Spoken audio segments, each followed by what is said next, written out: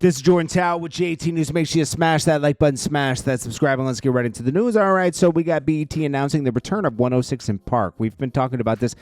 I don't even know if this is true. I haven't heard a lot of hype on it, no promo. Maybe it's true, but if their first episode is set to go to June 2nd, that would mean that BET is trying to get back to music videos. BET's a lost cause, I think, at this point.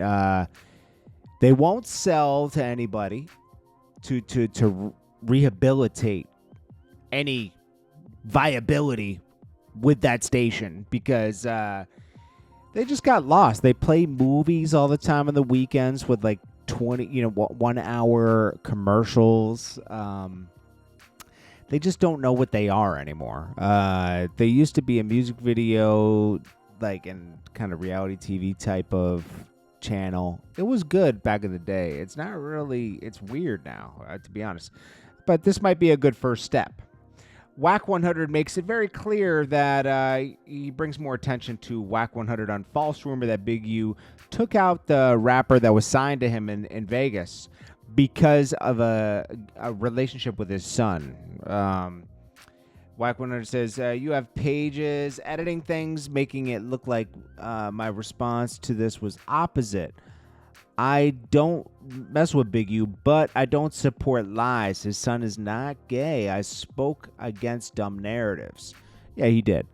I'll give him that, okay?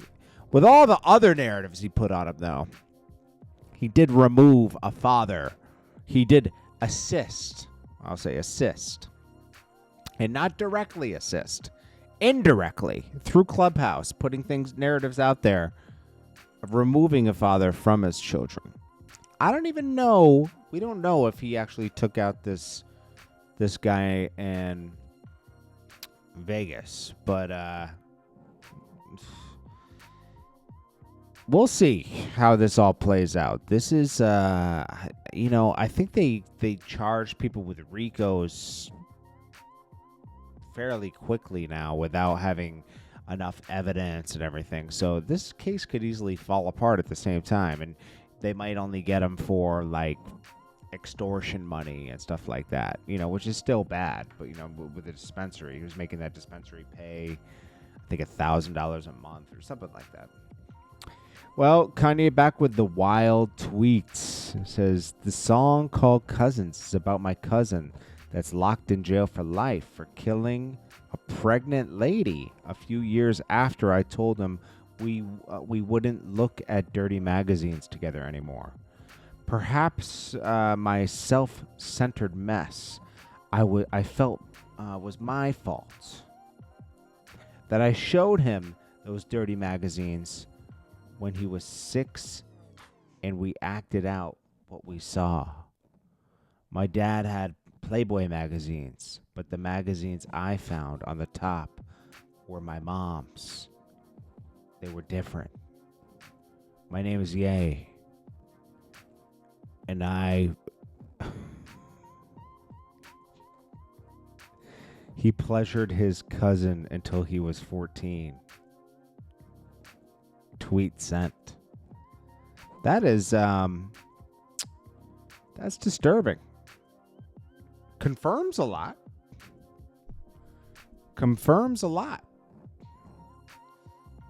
So how do we know? Maybe this is all making sense now. Because he's really advocating for Diddy's release. And Diddy did do a lot of playing for the other team,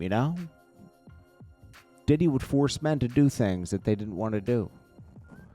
But Kanye might not have been able, maybe Kanye misses that connection with Diddy where they could do sleepovers in the jammies. Because why would you tweet something like that out? That's crazy. This guy Kanye is a wild. I mean, I don't know. Wild isn't even the word. He's disturbing, bro. Disturbing. I got to be honest with you. This is crazy. Let's listen to this. Claressa Shields is loving this. So ever since she had that drama with Papoose and Remy, she is loving the attention, man. She entertained going on baddies with Natalie Nunn, but she wanted to be able to have no repercussions if she put her hands on somebody because, obviously her hands are lethal weapons. Daddy show, and I told her like, yeah, I will come on there, but you gotta have all your girls sign a paper that if we get into a fight, that if I cause damage to them, that they can't sue me. She said, okay, she'll work on it. She came back and said, oh, I can't do it. And I said, why not? She said, because it's reality TV and they don't let us do stuff. I said, well, I can't come on your show because I tell you what, Natalie wanted me to come on her little baddie show. If any of them girls put their hands on me, I'm gonna kick some ass. I told her, I said, but I don't want to get sued for having to kick no ass though. So, all right, I guess I won't be on there. And that's just what I said. And she was like, oh, I wish you could have came. I said, I'll come here and teach a boxing class though. I told her that. What the hell? Okay. This girl's desperate for attention, man. There's something. She's missing something in life. A void that needs to be filled. Anyways, LA rapper featured on Kendrick Lamar's THNKS says he's now homeless. Let's see what he says. I'm gonna pull up, fat cuz, because I ain't got no destination, bro. On SC. Nigga. This is Dottie 6. I lost my house. Nigga, I'm homeless. Nigga, I'm crip. I admit that shit. Nigga, I fell down. I'm gonna bounce back up, though. Watch this. It's all good, cuz. And these rap motherfuckers, I can't wait till these rap motherfuckers start saying shit in their songs. I'm like, dead homies. I'm gonna beat their ass on the beat. I'm getting sick of the dead homies line, too. And I'm gonna kill them in real life. The fuck? Yeah, that's a good way to go to jail. It's a good way to go to jail right there. Meek Mill says, I seen my dad so fresh to death at 4 years old, thought it was Easter. He smelled like embalming fluid. Gave him a kiss. And his blank start leaking. Yeah. Okay, Meek. Beanie Man on reports of being robbed and shot. To those that feel the need to spread the hate, I encourage you to uplift. So was he? He says, I want to assure you I'm safe and healthy and I'm focused on my music and my family. The rumors about me being robbed and shot are completely false. I don't know, man. We'll see. I don't want anything bad to happen to Beanie Man, but he's been really like he's really going hard with this King of Dancehall thing to the fact where he's like disrespecting people. He just needs to, who cares? Just continue to be, you're still Beanie Man, Then he was dissing Elephant Man. Like, he's full of hate. He's talking about positivity. All that's come out of his mouth since Vibe Cartel came home is hatred. He's a hater. I can relate. I'm a hater too. No, I'm just joking. LeBron said,